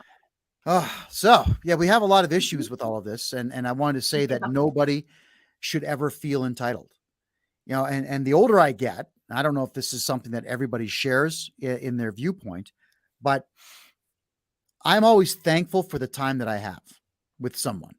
Even if it doesn't go to, let's say, a second date, fine. I'm thankful that I at least had an opportunity to try. And I carry on. And I remember only the good things about the night. The only negative part that I would remember is that there will not be a second date. But that does not mean she's a bad person. It just means there was no compatibility or no flame, no fire. Yeah. And it is okay for there not to be any fire.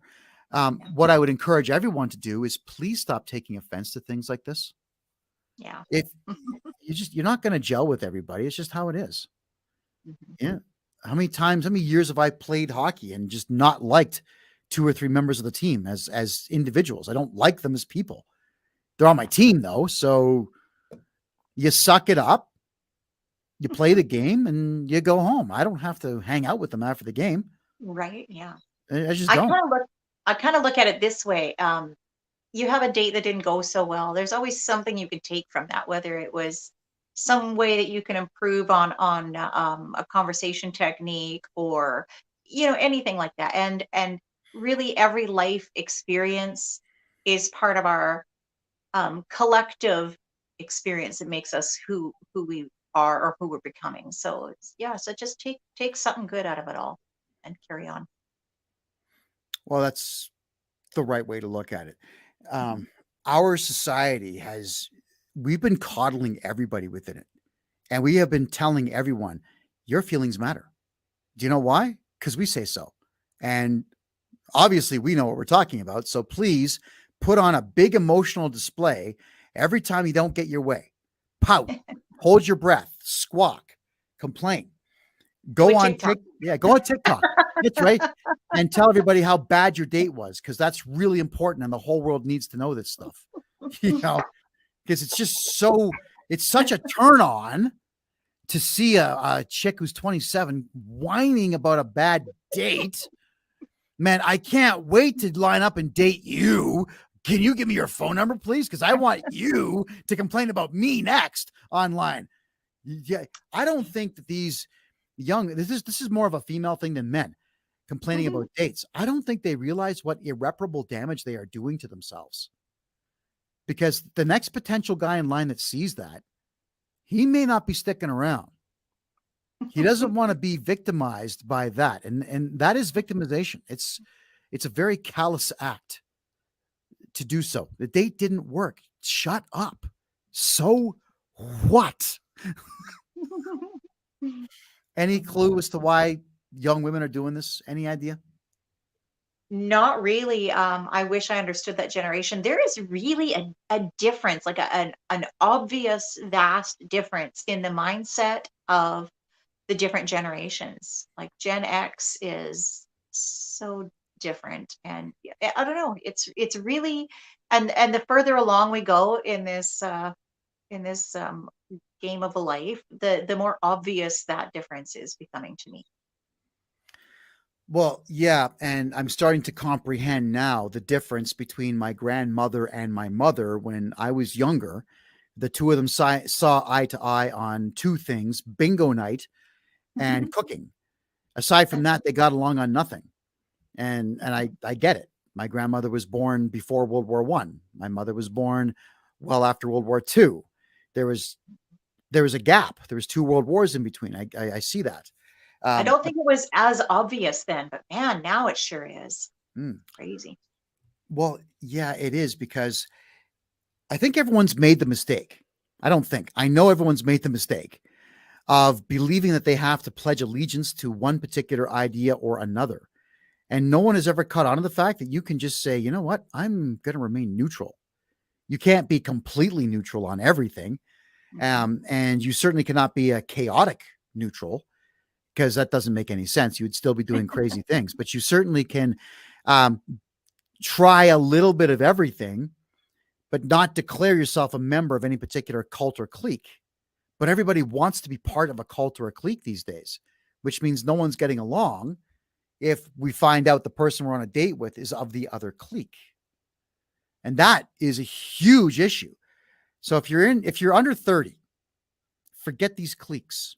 Forget it. You like left wing, right wing, LGBTQ, straight, hyper straight, whatever. Don't bother joining any of these groups. Be you. Improve you. Fill your head with knowledge. Go to the gym. Get your ass looking good. Whatever it takes. Forget the cliques. Forget the groups. They're going to drag you down. The reason that most people culminate into these cliques and groups is because they're very weak people who don't fit into society. So they all want to get together and bitch and moan and complain to each other as often as possible. But the problem is all of you are doing it publicly. So you're making yourself look like a total fool being a part of these cliques.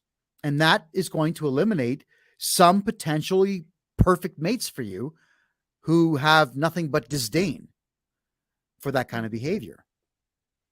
So don't do it. Don't join groups.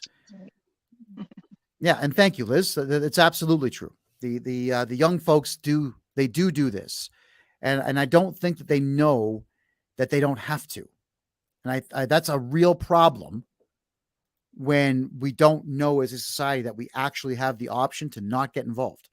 We have the right to remain silent. We have the right to speak. We have the right to do any of these things, but let's not join groups that will take our focus away from self-improvement. Period. Yeah. So, is there anything else you wanted to add on this so far? Oh, well, no, but I feel like I feel like we can do better as single people, all of us. Yeah, I feel like we can do better. I'm not saying settle. I'm not saying lower your bar or your deserve level, but definitely ask better questions, be a better listener, improve our conversation skills. There's always room for growth and improvement. So Mhm. I feel like, yeah, as single people, we can do better and potentially set an example or teach other people a thing or two along the way. And maybe maybe we can turn the hopelessness around to a certain extent and balance the scales of quantity over quality. Maybe we can tip that scale a little bit. Okay. I don't disagree with that. And Douglas, you nailed it, buddy. You nailed it. We need to get back to face-to-face dating and not over the internet. I Yeah. agree fully. The Yeah. internet should be what we do to set dates up. Yeah. Obviously, we don't have the time, the money, the fuel, the resources to go to singles nights all over the place. So you have a wider selection online, but you got to get off the internet as quickly as you can and talk in person. Absolutely. Yeah. He's so right. Yes, and I want to say thank you to the gentleman that just played a bit of a prank on me here. He says you absolutely must Google the term. Let me tell you the exact term. What space movie came out in 1992? So after the show, everybody Google that. I just did. It's really, really, really funny. It's really funny, but I'm not going to show you. It's yeah. I get pranked like this sometimes when we're doing the show because sometimes my fans will send me real stuff. And sometimes they hit me with some of these funny things. So I am smiling quite a bit because it is funny. And a sense of humor is necessary these days because everybody's offended by absolutely everything. Yes. Right. There is another thing I did want to add, though, to my initial list of 10 things that you do not have to be to be with men or to get dates with men. Ladies, you don't have to be the funny ones. I know as men, if we can't make a woman laugh, we are out of the breeding game. All right. But you don't have to be funny to be in the breeding game. So if you are funny, great. If you've got a good personality and the things you say are just naturally funny, that's awesome. But you don't have to be stand-up comedians. The whole thing of be yourself. Some people are just naturally funny. Some people naturally have a demeanor that is either funny on its own or leads to funny incidents taking place, or maybe just unlucky things happening that are funny. But you don't have to memorize 5,000 stupid jokes and start cracking jokes if you are not someone who can make people laugh without jokes. Sometimes you just make something like Melanie's made me laugh twice tonight that I can remember. So it's entirely possible just to be funny by being honest and sincere and forthright. Yeah, you do not need to be the funny one. That's the guy's job. Now, guys, how do you get funny? Okay, never mind. Don't go to TikTok and do anything that they do. All right. You know, there are people that make money eating weird things and then taking photos of what comes out in the toilet the next day. And they make money doing this. It's not funny at all. It's repugnant in every way. The only thing that's mildly amusing is the fact that society has chosen to consume this. That's mildly amusing, but also extremely sad. Extremely sad. So forget toilet humor. That's for guys. You know, to expand your capacity to crack jokes, you absolutely, men, I'm talking to you now, you have to expand your vocabulary. It's got to get bigger. If you can get your hands on a dictionary, especially Webster's, they seem to be the best. The big ones that are printed before 1996, they're the best ones to go with because they have no left-wing ideology within it. None. It's just words and definitions. Build that up. The more words you know, the more things that you know. The more things that you know, the more life experiences you can draw upon, and the more stories you can create based on these new words that you have in your head. Also, when you come across words that you might think are interesting or cool or fascinating, check the etymology on them, the history of that word, because that's going to lead to even more and more knowledge. You can be funny by having a smile on your face and having a large vocabulary and being prepared to use it. Even if you are feeling a bit shy, say something anyway. You never know. You don't have to memorize a ton of jokes. And what you can also do is tell stories from your life that are funny. Now, I've broken some bones in stupid ways. And when you stop and think about how stupid it was, it's actually funny, right? It is hilarious. It's hilarious that I almost rode my bike off of a cliff once. This was in in Mississauga, the escarpment down by the current Burnthorpe Bridge had collapsed 2 days earlier. I didn't know about that, and I went whipping down at full speed, and I thought something was wrong, but I ignored my baser instincts and then realized at the last second, damn it, well, I said more than that, hit the brakes, slid, and the bike went like that and almost went over, stopped, and I managed to throw my weight the other way and fall. You can embellish that story if you wanted to. You could add things like I was wearing these green socks that I couldn't stand. And my mother made me wear these shorts that had a pink stripe on the side. Yeah, make it funny. Add to a story. A bike accident is not necessarily funny, but all the build up to it can be. But you're never going to know that until you try. So as Doug said earlier there, yeah, face to face. So I am going to make the recommendation that all of you who do have any difficulty whatsoever speaking to people, join Toastmasters. Now, I don't get a commission for that. I went to Toastmasters myself just to see what the program was like. And there's a lot of people out there, Melanie, that just can't talk. They can't talk to others. Yeah. But they go to 4 or 5 of these classes and all of a sudden they can't shut up. So you got to start somewhere. Yeah. All right. We're down to 4 minutes here. You get the floor. What did you want to add? You're up. All right. Well, I wanted to thank you for taking the pressure off of women, because I do think that, for the most part, we feel like we need to be all of these things, like you were saying, funny and have a nice place and, the career and the background and the credentials and all of that. And so thank you for being so honest and taking some pressure off of some women, so we can just relax and know that it's okay to just be ourselves. Because I think as much as women, I think deep down it's just ingrained in all of us that we want a partner in life.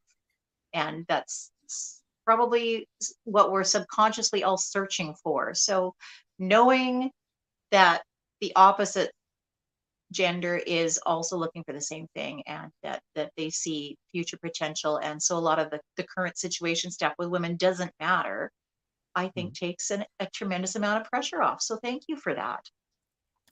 I'd like there to be as much pressure off of people as is possible, because there's a lot of pressure on everybody with how crazy the world is these days. So the last thing that any of us should have is a crazy personal life. Crazy life outside the house, whatever. That's what we get paid to do during the week, and we all have obligations. But in our personal lives, I want as many people as possible to find peace and happiness. Yeah. And for you ladies out there, and this is not me saying you ladies derogatorily, but it's you ladies out there, do put these blocks in your head. Like, you are in your own way. And I'm begging you to understand that you don't have to be. It's good to just be you. And if that guy doesn't like you, so friggin' what? There's more out there. Not meant to be. Not meant to be. You're just one step closer to finding the right one. So, yeah. Yeah, there absolutely are. While we've been talking, I've had another couple of requests here. People want to see me with my shirt off now. And better you than me. I'm glad they don't want to see me without mine on. Well, I'll think about it. There you go. There's your answer. I'm going to think about it. All right. Everyone wants me to put on muscle shirts now that I'm lifting a considerable amount of weight. Like, I'm really bulking up now, muscular wise, but I haven't done my cutting program yet. I still got to shed 30 pounds of fat, which is fine, because I'm not done putting on muscle mass yet. I'm still bulking. Yeah, I'm wanting to be strong. And I guess the last commentary here is there any advice that you'd like to give to the guys watching about how to talk to women or how to approach women? Because we've only got 90 seconds left. You're up. Right. Well, we don't really have a lot of time for that, but I think genuinely we just really want sincerity, we want integrity, and we want honesty, and just be yourself. And again, if it's not what she's looking for, when you are yourself, that just means that she's not the right one. And we're all just, like I said, one step closer to maybe finding that right one. So just be sincere, be genuine. And in the meantime, I'm going to add to that by saying, guys, work on yourselves, man. If you're not with somebody, right, even if you are with somebody, work on yourself.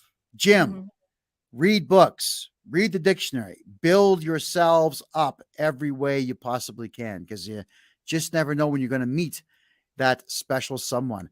All right. Well, that's it for today. Melanie, thanks for being here. It's a pleasure as always to see you. My pleasure too. Next time you go on a date, record it. So, and ask those questions, and let's see how it turns out. Okay. You'll have to get the guy to sign and I guess what do you call it, an NDA afterwards, or Right. a Yes. release statement. But yeah, there we go. Thanks for being here. We'll see you in a week. See you. Melanie Switzer, everybody, the phenomenal, the gorgeous, the amazing, the amazing lady and singer. You got to listen to what she has to say and what she has to sing. It's a pleasure to know someone who is so multi-talented, and it's just so much fun to talk to. And that is something, ladies, that I'd love more of you to be.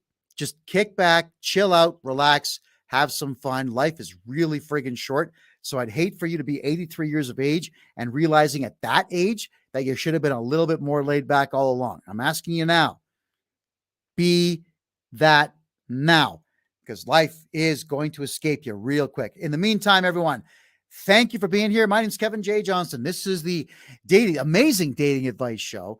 That'll be every Thursday. We're going to do at least 3 more of these. And at the end of the 8th episode, we're going to let you tell us if you want to see more of this kind of content.